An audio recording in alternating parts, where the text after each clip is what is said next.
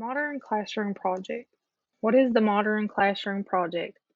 It's a combination of blended instruction, self-paced structure, and mastery-based grading.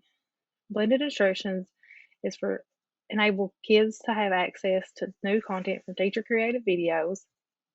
Self-paced structure is where students will learn at their own paces within each unit of the study.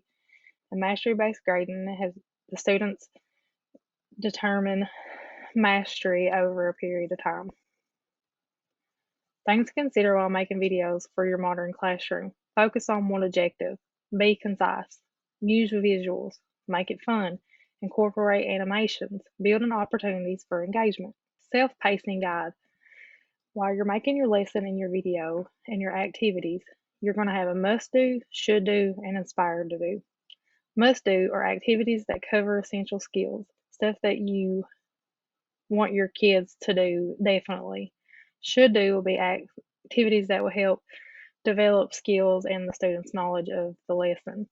And aspire to do is where you're going to start challenging your kids to go beyond what you've asked them to do during the lesson or the unit. Tracking progress.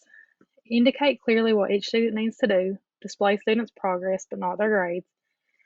That can be easily updated by the student on a daily basis or if not more often. And use positive framing and reinforcements to celebrate effort and growth. The tracking progress could be like a game. Here you have a map of each lesson that the students will walk through, and as they complete it, they can put their own emoji or an X or brief description of them completing it until they're done. This is something that they could do on their own. And you can always have access to it to go back and look and see where they're at on their pacing guide. Other things to consider in the modern classroom lessons is opportunities to collaborate. Explain how you encourage your students to collaborate with you, working on their own, seeking out peers to help them.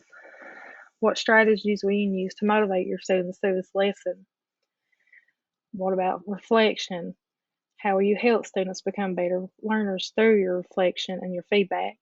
And what kind of modifications or accommodations, if any, will you have for your students or any students that you have in your classroom with special needs?